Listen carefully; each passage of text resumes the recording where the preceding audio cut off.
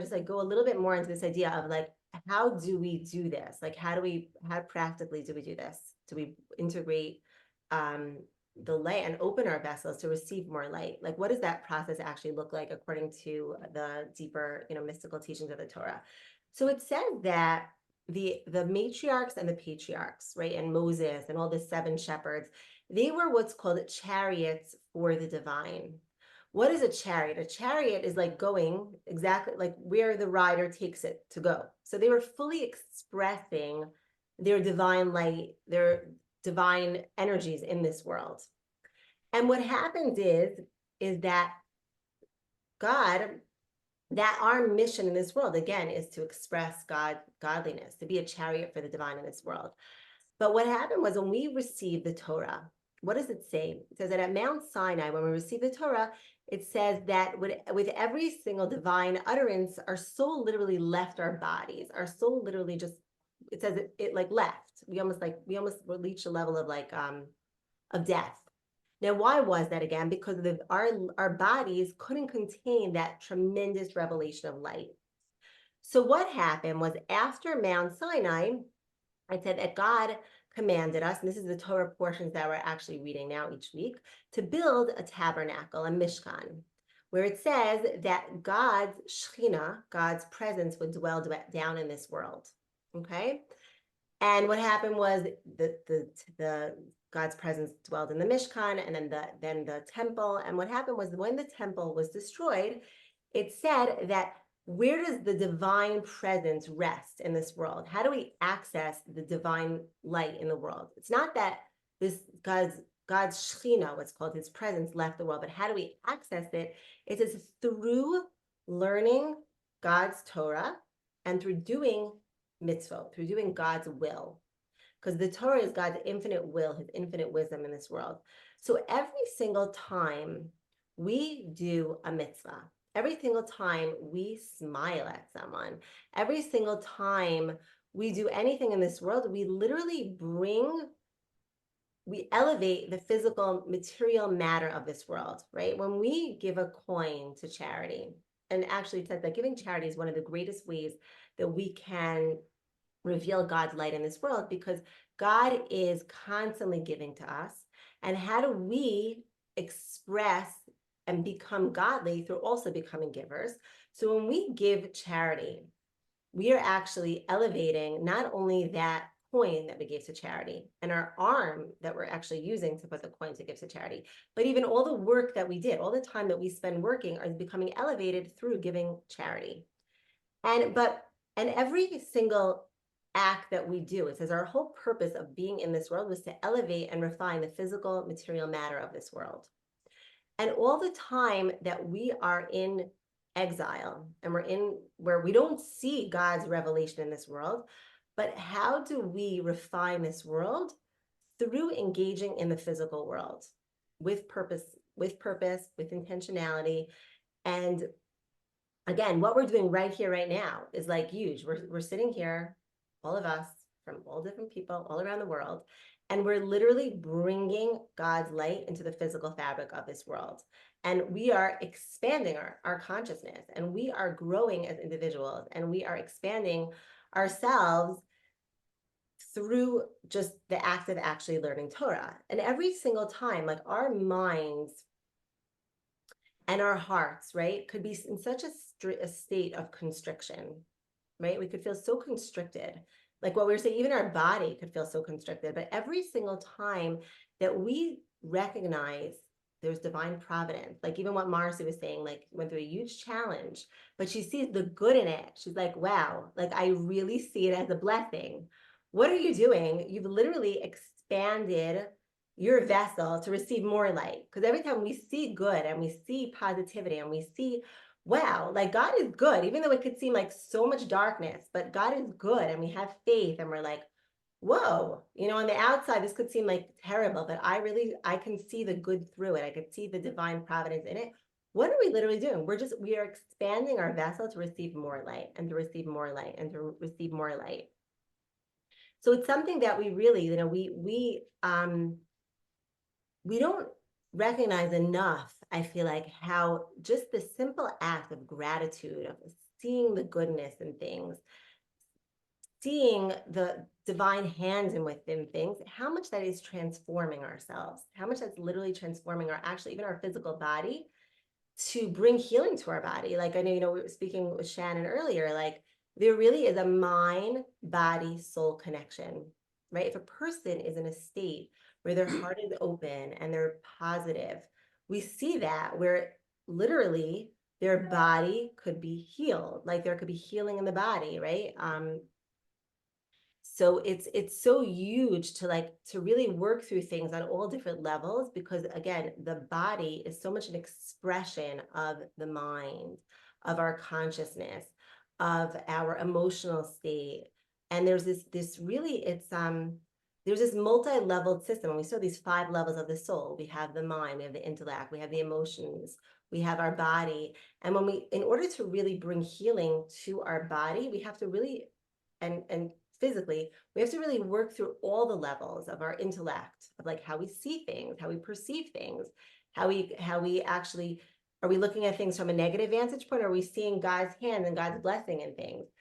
And our emotional world, like how are we actually like allowing ourselves to process our feeling, process our emotions, and and open our hearts to be more in a place of gratitude and joy, and through processing our emotions, through processing our feelings. But all of that affects the very physical body that we're in. And what we were saying, I think we spoke about this in a different class, but how the highest truth really comes through, I'm sorry, where I want to go with this thing.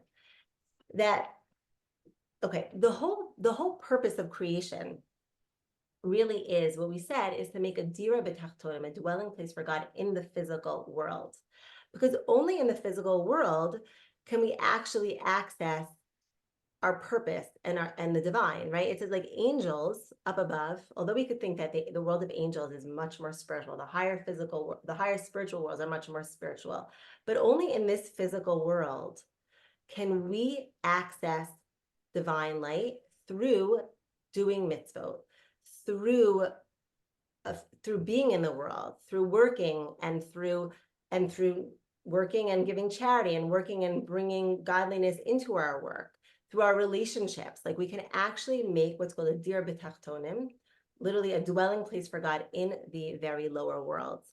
And I think this is a very vastly different idea from most other religions, and most other religious practices in the world, because most other religions and other practices actually negate the body, right? It's like actually a virtue to be celibate. It's a virtue to not enjoy the physical world, right?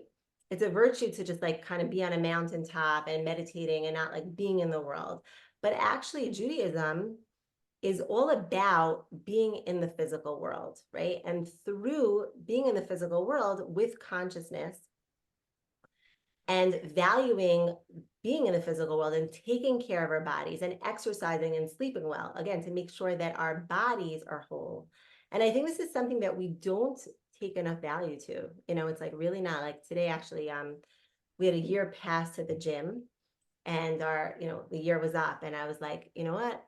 Paying for this membership of this gym and this pool is like, it is serving God. Like I really started seeing it this way as I'm preparing this class. I'm like, it is serving God. It is the time that you spend to get there. And you could think it's like a waste of time. I could use that time to do other things. But again, the more we're in our bodies and we're actually feeling fit in our bodies and feeling good in our bodies and taking care of our bodies, the more we can actually express our soul in this world. So it's a huge practice according to Judaism, and it's something I think that we don't give enough value to. Now, why is the body considered so holy? So it actually says, and this is also something when I learned this, it's like totally blew my mind away, that we think of the soul is more holy in a way, right? And the soul must come from a much higher spiritual source than the body. But it actually said that the body comes from a higher spiritual source than the soul. So the body comes from what's called God's atzma, God's essence, which is the light, which is called the surrounding light, what's called soviv kol alam. I don't know if you've like learned that with my husband's class. And the soul actually comes from a what's called mimala light, the light that actually fills the world. So the body actually is sourced in a higher spiritual world than even the soul.